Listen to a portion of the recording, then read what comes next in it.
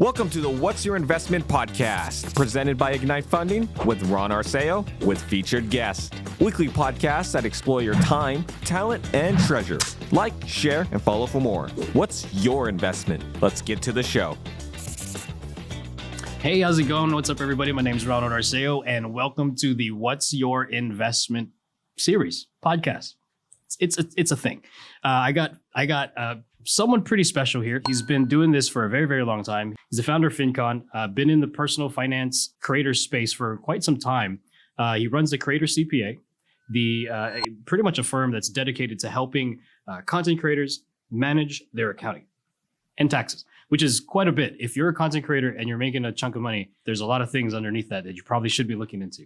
Without further ado, let's welcome PT on board. PT, how's it going? Ron, it's going great, man. It's really Awesome. a pleasure to be on here with you. I love it. So for the people that don't know you, who are you? What do you do? Yep. Philip Taylor, you said it, CPA. I have a CPA firm. I live in Texas, 3 kiddos and a wife. And I also have run conferences through the years. You mentioned TravelCon and FinCon. And FinCon's the big one that I started back in 2011. So that's kind of probably defined my career mostly. Spent some time in public accounting. I enjoy golf, and just generally enjoy business, and try to move my life forward, I guess, every day. Moving forward every day, progress. They say progress equals happiness, right? And it is something that we definitely want to move towards. I guess most everybody wants to move towards pleasure, away from pain, I suppose. What is you started out in the blog space. We talked a bit earlier. You started out in the blogging space. Why there? Or actually, what started you off in that space? Yeah, so I guess I came along at the time blogs were taking off, right? Meaning I got out of college and had a corporate life, but was curious about the internet and had played around with building websites and doing marketing online just a tad. I was interested in running at the time, so as a way to kind of journal what I was doing with my running, I started a blog to kind of share those notes and talk about my races, talk about things I was doing. It was a lot of fun. And little did I know that sort of passion for blogging would collide with my passion for personal finance at some point. And that would ultimately lead me to start a personal finance blog where I really dove into doing it full time. So it was one part, I guess, being in the age of the internet and so wanting to participate in that, and then one part finding the subjects that really gave me a voice and gave me something interesting to share, right? So I was reading these blogs, running blogs, finance blogs, and really just loving what I was consuming and sort of a behind the scenes chronological story of what someone was doing with their life. And I was attracted to that. These people were, moving themselves forward every day. And so I wanted to kind of showcase where I was going with what I was doing. And so that's probably what ultimately attracted me to blogging was just the idea of documenting sort of what was happening in my life. And of course I saw people taking blogs into more of a business realm, where they were making it, something they were doing as an entrepreneurial endeavor. I had always sort of thought, I'll probably do something as an entrepreneur, but I hadn't really found that thing yet. And so I thought maybe blogs could be that for me as well. So just combination of those things led me to kind of start the blogging. And at ptmoney.com, which I ultimately started calling Part-Time Money, the blog Part-Time Money, where I started sharing personal finance tips, investing tips, and really my story with money through the years. That kind of became a home for that. And so that's kind of how that got started. Yeah, let's talk about that. So you got ptmoney.com, you have the Creator CPA, and then you have FinCon. Give me a rundown of Creator CPA. How'd you get into that? Obviously, was that the corporate side that you started on? Yeah, so I followed my father's footsteps into the accounting world. He was a CPA growing up, and so I spent some time working for his public accounting firm, and somewhat reluctantly got the accounting degree in CPA, licensed myself. But I was a natural at it, and I learned a lot from him, and so it was something that came in through my life through my family. Cool. My dad retired 2 years ago, 2023. And at the time, I wasn't in the firm anymore. I was just a client and someone who was cheering the firm on and enjoying to seeing what the staff was doing. None of the staffers had gotten to a place where they were CPAs yet themselves. And so we needed to, when Dad was retiring, we needed to talk about selling it to another CPA Mm. or um, uh, or maybe me buying it. And so that ultimately became what happened. And after I started looking at the asset, if you can look at a business as an asset from an investment standpoint, it became very attractive to me because of what's happening in the industry, and also just kind of where I was at with my career Yeah. and what I wanted to happen to my family business. You know, it was my dad's business he built for decades, and so letting it go into nothing was not really a solution, or just selling it to some random person. It felt weird. And so ultimately I decided to buy it. So I bought it from dad and I'm still financing that with dad, but he's out of the firm now. And as soon as I took it over, I said, well, I know a specific type of client we can go after, and I can actually easily attract them, and we can really serve them in a meaningful way. And I know those businesses because I've Mhm. been one for the last 15 years, and that's Mhm. content creators, right? Mhm. So Mhm. that's where the Creator CPA element came Got along. it. So I bought the family CPA firm, and then I have this service that we do for content creators. Um, via the firm that we specialize in. So it's a niche play within the accounting industry Yeah. is ultimately what it is. And it's been a cool project. We have about 15, 20 clients that are content creators on that project now that we're helping, and it's a great team that helps me create that service. That's awesome. I think that's pretty interesting that you went down that route. They always say niche down and profits up. Yeah, And if that's the case, I mean, it just goes to show that you could have something that's very broad in scope of service. hmm, And if you niche down into a certain area, the ability, especially because you've been in this space, why would you let that go to waste, right? You've been in the right, blogging sphere, you've created all these events and you've done all these things. Like, why wouldn't you, right? right. So, and then you have the almost low hanging fruit. I don't want to call it low hanging fruit, but you have the work there. There's fruit there that you could Yep. definitely grow into more trees, more fruit trees. Yeah, Uh, that's really how it's been. You that's nailed it, awesome. Ron. Because that's the thing, right? Like to scale a business from a space, you would have to kind of see how it's working as a whole and find the areas that are more probable to scale and earn more money. Yep. Now that we're talking finances and businesses, I'm a big fan of business building. I outside of my daily work, which is the same thing as I used to do with freelance, is building content, creating content for content creators almost. We were on the production side, and it was so cool seeing so many different types of industries be in this content creation space, and then finding ways that they all kind of relate to each other. Creating content, you're gonna make money off of it. There's gonna be a different thing that you're gonna have to understand because it's different. It's different. You've seen the episodes on Reels and TikToks and stuff where they're like, yeah, I got the watches, and if I just wear the watch like on the video, like I'm good, right? I don't know what to say about that. I'm not giving tax advice, but I've seen those videos, and I'm Not a sure, deduction. yeah, I'm sure there's a thing that they're going after, and I'm sure there's a thing that could potentially not be as good according to the IRS, probably, right? Sure. So all those things coming in place, I think it's a great thing that you're doing for creators, in my opinion. Many of them don't have that understanding of what it is to do their taxes. Maybe they're Yeah. just creating content. Cool. Yeah, and we want to come along and be a partner, right? So we want them doing what they do best, which is content creation, Mhm. staying in that creative space. Mhm. Obviously, we encourage them to understand their business and understand the service we're doing for them. But ultimately, 90% of it is compliance, right? Just Yeah. checking boxes off and filling out forms. And we want to get them out of that world and get them back to creating. Yes, I have a lot of things to say about that because as I was kind of running my own kind of video marketing agency back in the day, it was, we were getting money in and like I didn't know anything about any of that. And it kind of bit me on the wrong side. And it was kind of one of those like, oh shoot, this is what business owners got to go through. Like, hold on, let me backtrack on this a bit.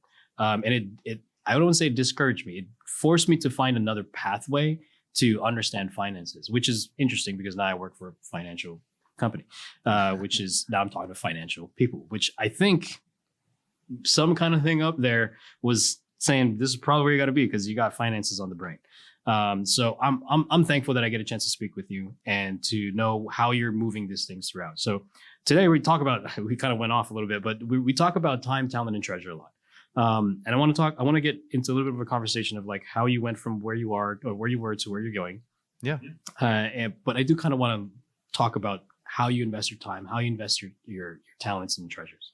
But first go around, we already talked about what you do, why, how you kind of got into that space. Why did you start? I know it was a blog thing. I know your dad had the CPA firm. What was the big why? What was the big reason why?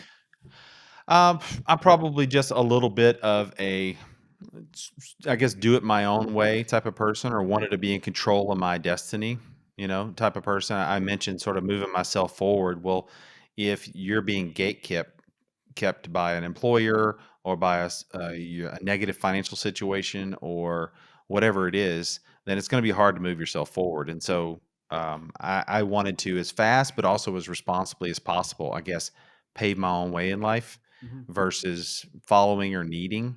And that probably comes from a place of, even though I have great parents, loving parents, a supportive childhood, I wanted to just have independence in my life. I think it's a value that I just have. I want to be independent of others, and that comes from a selfish place, but also from a place of not wanting to be a burden to other people. And I saw my father as someone who was a person who could pave his own way, and he had ups and downs financially in his life. It wasn't always wins, and my career hasn't always been wins as well, but he was always pretty much in control. And I respected that with what my dad was doing, and he kind of stood on his own stand. And so early in my career, I was just doing the easy. I say easy. I mean, I had to go through education and license to get that, but it was the safe path, right? And because I am risk averse to a degree, but all these moves I was making was about creating independence in my life so that I could then one day call my own shots and, serve people in the way I wanted to, work on the projects that I wanted to work on, and just live my life ultimately under my own terms. I love my community. I love my teams that I've worked with. And oftentimes in my corporate career, I love my bosses and love my employees or my coworkers, but it wasn't under my control. And so that's probably where it comes from, is just my desire to kind of carve my own path in life. Yeah, and on top of that, I mean, it's a family tradition almost to build a business. Yep. And Yeah, and so right? in a way, I probably was fulfilling what I thought I needed to do as a man and as my father's son, was to kind of have my own path, And I think that's probably also why, even though I did work with my dad a little bit through my career, I mostly rejected being in the family business throughout the majority of my career. And it wasn't because I didn't love my dad or didn't respect the work he was doing or couldn't do it. It's just that I think the same thing that drove my dad to have his own firm led me to have my own businesses as well. So, Fruit don't fall too far from the tree, I suppose.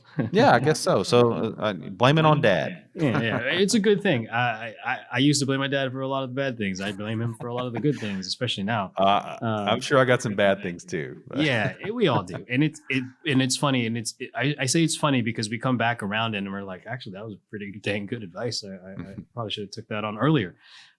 Cool. So family business.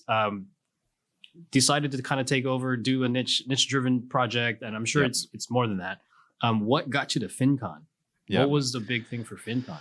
So as I got the blog going, it was 2007 when I started that, and it was about 2010 when that became a full-time endeavor for me. So I did leave that corporate career, corporate finance career, public accounting. I left that space just to blog full time. So as Wow. wild as those times were, I became a full-time blogger, How did you do it? and I just that's a just big jump, man. attention and traffic. I figured out the game. Back then blogging was somewhat formulaic in that, you get great content into the machine and Google will send you traffic and you can convert that into users, buyers, advertiser, clicks, whatever. Is it the same Um, now? yeah, not on blogs. Unfortunately, Google has gate capped that now to a point to where independent publishers uh, really don't have a space in that world anymore. There are other platforms and other venues and other ways to do it, but it's not through blogs. And we could talk for days on that. I know. There's a lot I could talk to you about that one Yeah, because we but do but blogs still. yeah, the blogging thing I would say is mostly over in the traditional sense, the way I did it at least. But I did take it full time, and that was mostly through a lot of traffic to the website and then converting those people over to an affiliate marketing click of some sort. Right. So they signed up for a savings account, or they started a Roth IRA, or they signed up for a credit card. One of those things was the end result that they ended up doing, and then that's how the site made money. Interesting. And Yeah. so I was able to take it full time, and then through that process, I connected with other personal finance bloggers who were doing the same thing. In fact, they were very generous of their time and knowledge to share with me how they were doing their blogs, and we just sort of collectively worked together to kind of move ourselves forward because we weren't Forbes.com, we weren't Hmm. Fortune magazine, we weren't Dave Ramsey, we weren't these bigger outlets. We're these independent publishers, and we saw it as kind of an open a blue ocean, right? Yep. So that we could all, if we tied our boats together, we could actually collect a bigger, set of fish or whatever. That's probably a bad analogy, but it Pull our was boats very, together, you get a bunch more fish. Yeah, yeah, yeah, yeah. it was very much like us independent, sort of Yeah. anti-corporate bloggers versus the big conglomerates. And we were the first movers in the internet. And so we, were out there in the deepest parts of the ocean initially, like, hey, this is actually awesome. Instead of just us competing with each other, Hmm. how about we work together to kind of do this and rise all the boats up at the same time? And so that concept or idea is ultimately what led to FinCon. Yeah. But there's obviously some things in between there to actually tangibly have an event and a Yeah. conference. But that was kind of the concept, I guess, behind it, was that we were collectively doing something and building an industry together. What's crazy is that I'm looking through some notes here. The rising tide rises all boats, Yeah. something, Yeah, and that's yeah. kind of the thing, right? It's bringing all these people together to kind of launch. I use a term very loosely to kind of launch the idea. Yeah. You bringing in the people together and just starting it, which is I find so cool because you're just starting content, and then all of a sudden, let's say, yeah, you're making money, but then because of that, you're reaching out to different areas of different people to expand the expertise or to expand the type of content. I would assume it's similar to podcasting at this day and age. I would Yeah. assume it's similar to however content's being created. So when you decided to create FinCon, if that was the catalyst, right, the blogging and bringing all those people together, is that the same kind of mentality that you wanted to bring when you wanted to kind of really just make this event the thing? Yeah. Yeah. 100%. So I didn't all of a sudden say this is going to be the PT show, the Philip Taylor, a part-time money show. It Mhm. was really about that collective group, right? I needed them to make the event successful, and it was purely for them, by Mhm. them, and for them. And so I had never run a conference before. I'd been to other conferences. I knew what I liked about them, what I didn't like, and so the idea of bringing this group of people together, I certainly had some ideas, some things I wanted out of the event selfishly to get out of it and what I wanted it to look like and the fun I wanted to have. Right. But for the most part, I wanted it to be an experience that we could all share and we could all say at the end of the day, we built together, and we all were kind of getting out of it what we needed to, because we kind of came together and shared the process of building it together. Now, it's an independent business, so I am the owner of the business, and I always have been. So it wasn't a nonprofit situation, Right, but right, right. Yeah. I was smart enough, I guess, to realize that, like, you know, if it's about me and if it's about just my ideas, then that could be a decent conference in a year one, maybe.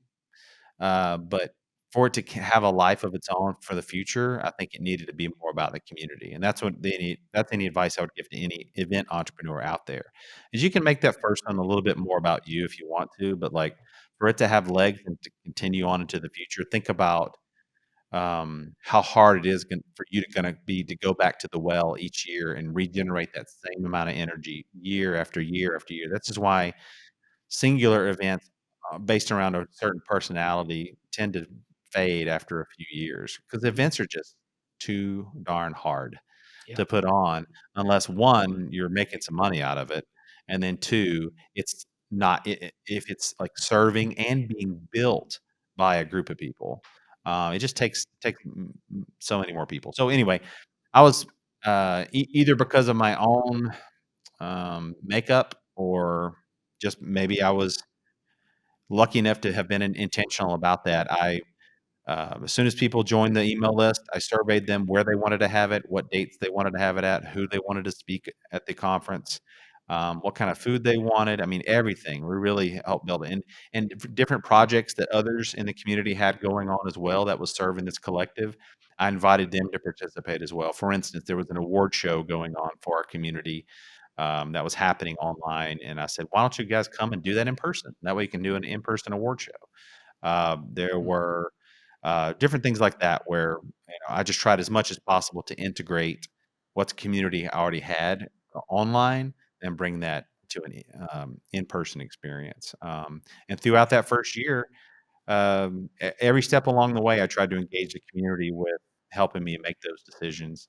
And then by the time we all got to the conference, everyone signed up to volunteer, do different aspects of the event, run different parts of the event, and it felt like it was a real team approach when we got there. So it had a real community vibe. Love it. I love events. I've been a fan. I've been going to seminars and events since I was 20 years old. Yeah. 19 actually. I remember it. I'm not gonna say who it is, but if you guys know, you guys know. Um, it was fun, and I've been in that space for so long. I've created a couple, and I totally can understand that one could be about you, but that future 2, 3, 4, 5, 6, however long, cannot be about you. And that's honestly the reason I never did anything anymore after that, because the one was about me, and I'm like, all right, I'm good, I'm done. It was tough, and I'm not gonna lie, it is probably still tough today.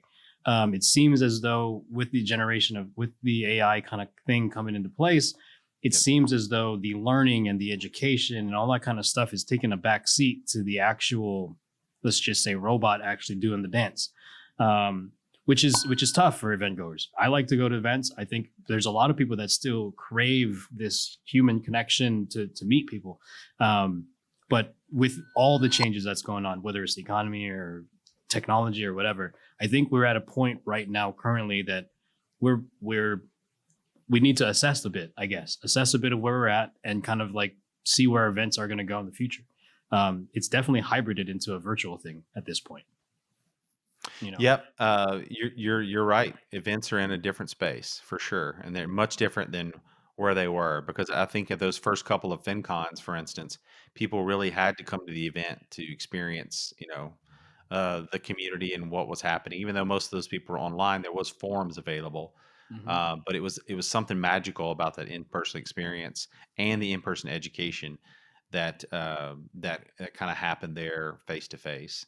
Um, and so, yeah, you're seeing those changes happen. I mean, education for the most part has become pretty homogenous, or that's the wrong word. It's accessible more hmm freely, hmm um, for free, literally, these days. And so, why come to a conference? Well, that means you have to kind of change what education is at a conference. It has to be right. more real time information, or has to be more panel debate based, has to be more case study.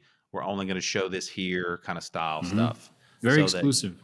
Yeah, there's some exclusives, some sort of informality, and sort of real time. Like timing is a big factor nowadays. So like let's actually decide what we're going to talk about when we get to the conference, because of something that might have happened yesterday. Not just a bunch of proposals that everyone submitted 6 months ago Right. that are now kind of outdated. Yeah. Let's actually do it more real time. It's funny. So I got the production team here, and we talk about timeliness and timelessness a lot. Yeah. Is this content timely or is this timeless? And for the most part, we try to create as much timeless content as we could. Yeah. But those timely ones, they bring in the people. They bring in everything. Yeah. They bring in like, it's such a fast hit where it's like, oh my gosh, I got to get into this. Let's say we're releasing a loan or we're getting investors and we're like, we got to get investors today. Just, I think a week ago, I'm not even time it, but for, about a week ago, I'll just time it. They released a loan, and within 7 hours that day, we ended up becoming half of that at that point. Like we got invested in half of that. So it's pretty big, but it's interesting how the timeliness is such an, what do you call that? Like it's under the radar. It's not something that people really think about, but it is a timely thing. And so reporting on the news, I guess, is one way you could talk about it. Yeah. But that's interesting. If that's where events are going to go. I mean, these are some of the things that, just for doing it in general, like that's some stuff that I've known people who are going through some struggles with the events right now. Yeah. So it's whether it's the sponsors, whether it's the event creators, whether it's the actual event itself, location. I know people that have done events in Vegas that would hope for like the 1,000, 10,000, 10,000 stadium auditorium kind of situation. And you would, if you knew these are big name people, but for some reason in Vegas, and I've done this for the last 10 some plus years, the attendees in Vegas are not that great. Like it's not a lot of people. I think it's diluted because of the strip and all that kind of stuff, but it's just not the way it used to be. Bigger names can't even fill out a stadium, a small auditorium, which is interesting to me. So I started seeing it about 4 or 5 years ago, and always wondered where it was going to go. I have a feeling that virtual reality is going to play a big deal with it. Yeah.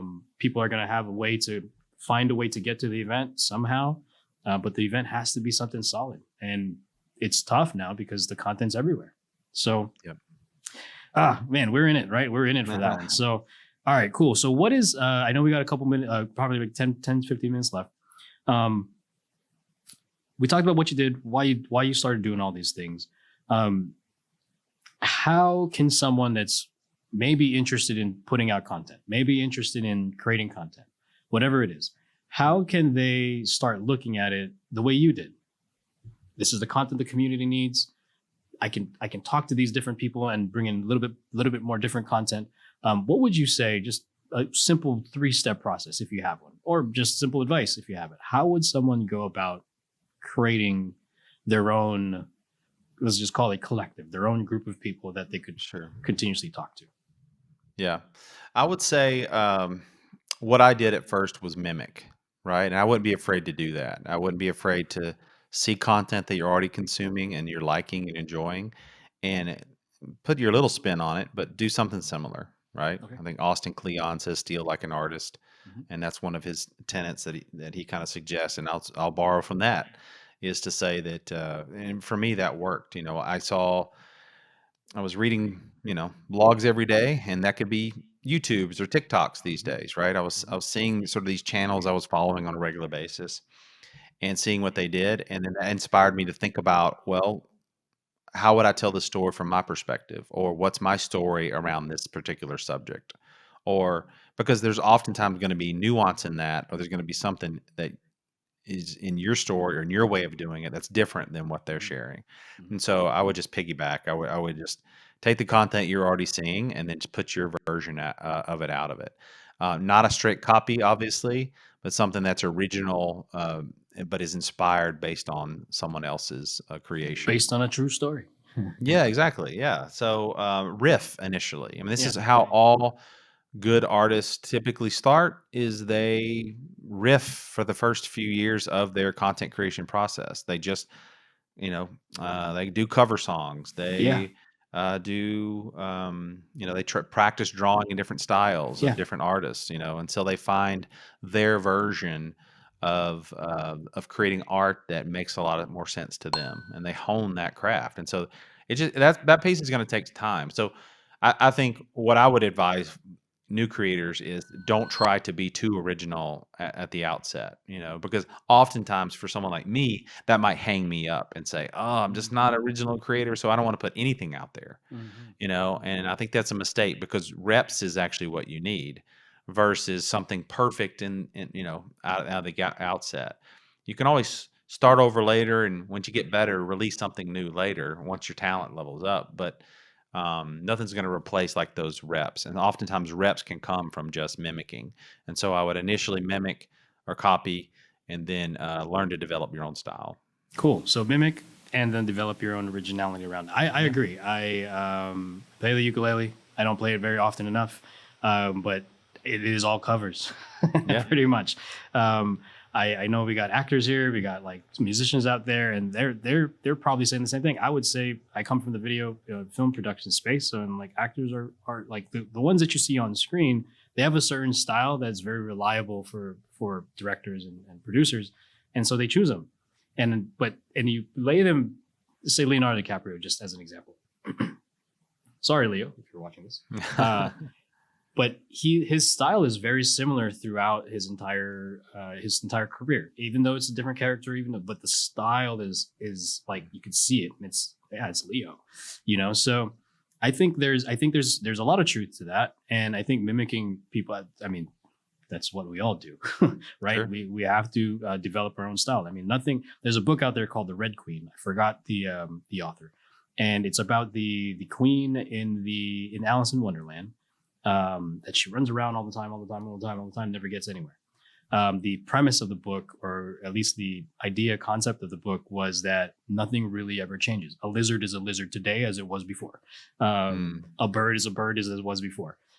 Small changes maybe, but it's the same. So we're all doing the same things. We just are doing it slightly differently. And I do think there's a niche, like how you kind of move from the CPA, not move, but you have a different project for the Creator CPA side of it is for creators. That's awesome. And it's something that no one's blue ocean, right? Right. Could be a blue ocean. For the people that don't know what blue oceans are, it's a really good concept of you don't want to be in a red ocean where all the blood bath is coming and everyone's kind of eating from the same fishing pond.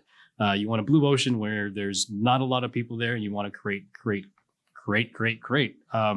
the venue, the moment, the experience, the event, the whatever, to move that forward. So PT is a very, very good example of what to do if you're trying to move in that creator content creation space.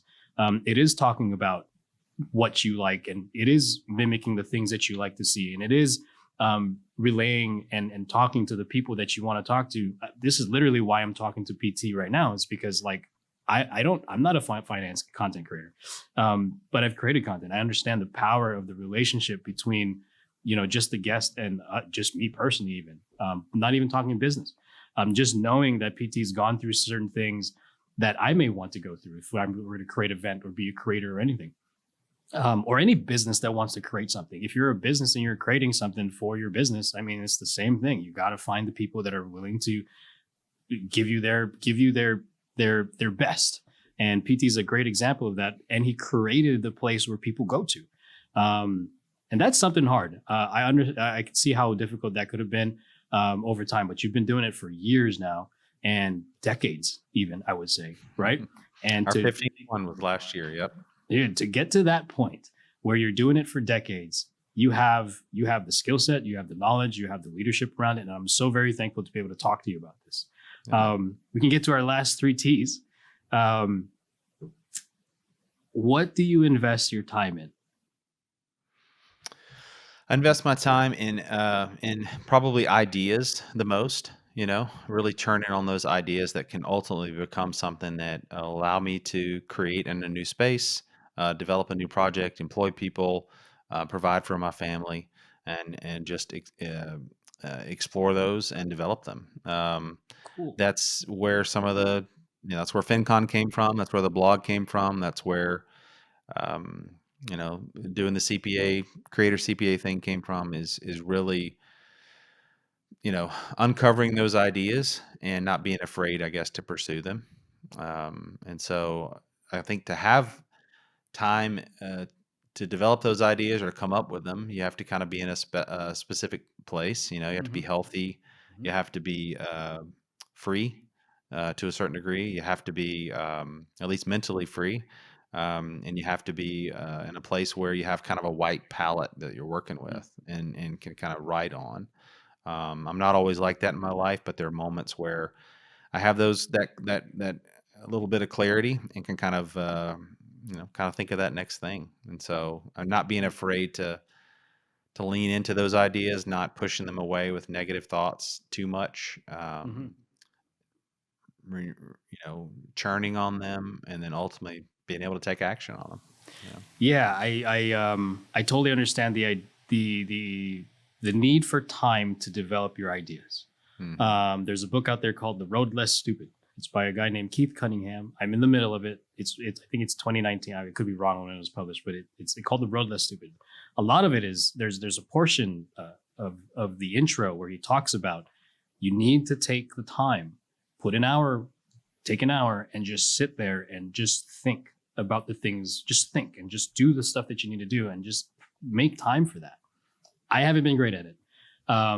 But when I do, and I do actually, because it's almost like you're actually taking care of yourself a little bit in that space, right? You're kind of like, all right, I got all this stuff in my head. Let me lay this out and see what comes out of it. And but you need to have time for that. And I fully heard you when you said you have to be free. Because really, if you got all the stuff that's just stuck, or Yep. you're not free time wise, or you're mentally not free at all, it shows in the things that you do. So awesome. So you invest your time in ideas and the execution of it. What do you invest your talents in? I know you said you like golf. It doesn't have to be necessarily things that you do, Yep. but what do you invest your talent in? Invest my talents. Yeah, I'm not that talented in golf, so I want you to know that. I don't think Um, many of us are, but many of us yeah. aren't. Yeah. The 1 degree shift gets it to a slice. Yeah. I like to probably, if I'm talented in anything at this point, it's the experiences I've gone through, specifically around, I think, um, how to start and manage, and particularly the financial aspects of a creator business. Interesting. And Interesting. so I think I've invested probably the most in sharing that with other people, and Cool. taking the talent that I have for which comes across to me as normal and sort of natural and a part of who I am. But for a lot of people on the outside, especially like creators who aren't financially bent, Hmm. it comes across as a superpower. And so for them, I get to take that talent and deliver it through our service, deliver it through the content that I occasionally will create, or that's over at ptmoney.com, and help those people kind of in their own journey and kind of share that. So that's probably ultimately throughout my career where I've invested that the most. And I like to think I want to invest that in my kids Hmm. as well, to empower them to have a healthy financial life and to be able to be a little more confident in business early on in their career. Because that's what ultimately I think took me so long to make the leap. Not only that risk aversion, but it was because I didn't have a good plan, and I didn't know what I was doing oftentimes financially, which particularly when it came to the business. And so I had to learn all that stuff. But now that I have it, I can kind of invest that talent Right. in other people. So you invested time in generating, executing ideas. Then you invested in developing your own talents and Hmm. abilities over time, to be able to invest into others. Um, Yeah. cool. I mean, it's almost naturally like how it should be working, right? Yeah. What do you invest your treasure in? Could be money, could be your heart, could be whatever it is that you decide to do. What do you invest your treasure in? Most likely setting myself and my family up for success. Cool. Both in the now, reaching financial independence, but also investing for their futures. So that's where my heart is now, is into setting our family and my children up for success. And so specifically, real estate properties we Nice. purchased. additional businesses we've purchased now, and then of course, investing in their 529 accounts, Mhm. in their education. We do sort of some additional outside of public, um, but most importantly, I spend time with them. I spend time with my kids and teach them. And try to. I could do more of that, but just being around my kids, I think, obviously, will hopefully osmosis will Yeah. will rub off them and create. And so certainly that's what I treasure is my family and I turn my physical treasure back into pouring it into that my family. I love it. I love the fact that time for ideas and execution, investing in the talent to be able to invest into your family or others. Mhm. Um, that's pretty cool, man. And I'm assuming from people that are experts in their fields, it's pretty similar. But to be able to do that on a scale of you doing it for 2 decades almost, right? Being able to take what your father built and put it into your own self, even though maybe you didn't want to do it, and be able to kind of like create something around it that's beautiful and beneficial for the people of your community. And then also being able to do it while still raising a family and having great values and a mindset that's all about giving back. That's what I found. I've been telling this to the potential guests that we have on the show, the guests that we brought onto the show, and what I found recently is that this is a financial kind of like space that we're talking to. We're talking to a bunch of financial people, but man, their mindset is really about giving. It's wild. I love it because it's not once has anyone come back to me and say, "Hey, can you like promote this for me or something?" Right? Or whatever. Every person that I've talked to had given their heart to this without any thought of transaction, which Yeah. is super cool. And not saying that transactions could or could not happen. All I'm saying is like that's the heart of the people that I think we're bringing onto this space.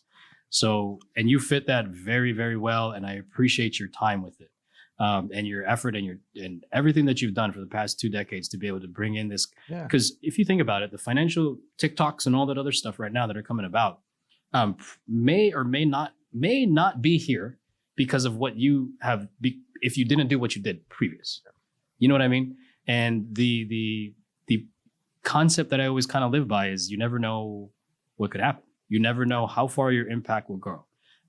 If you're a tither, if you're a contributor to anything, you never know where that is going to go, and that's probably the best part when you're able to let that go and kind of let the naturalness of the process happen. You end up like a PT. You start off on blogs, and then all of a sudden things change, and then you got to do events, and then all of a sudden things change, and you got to kind of shift and do other things. But it's a natural process that you seem very fulfilled. Philip Taylor. I know you told me not to call you Phil. So I keep getting like bogged into that. But yeah, man, like you definitely embody this, and I appreciate your time and your effort in doing all this. Even though I haven't known you for that long, I could sense the passion and the love you got for it. So kudos to you, blessings to you guys and everything that you all are doing out over there. If you guys want to hit up PT, catch him on LinkedIn, PT Money. Catch him on FinConExpo.com, catch him on the CreatorCPA.com, or catch him at PTMoney.com, or catch him on anywhere else that he could be doing all these kinds of things. If you're a creator, hit him up. If you are a person looking into being into creating anything, having someone by your side that could help you navigate the complexities of finance is definitely something that I wish I had, because I went through some stuff that I wish I didn't go through.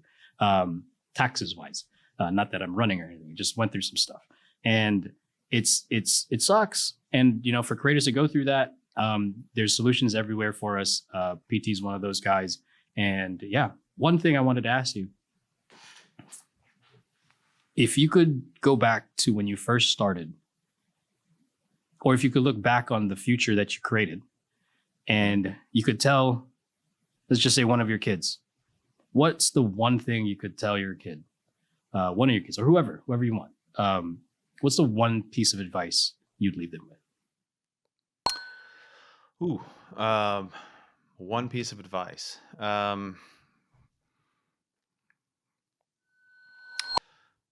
That's a tough one. I don't know if I can distill it down into one. I would probably say, you know, direct your life. Be Okay. intentional about it. You Be know, intentional. don't let it come to you.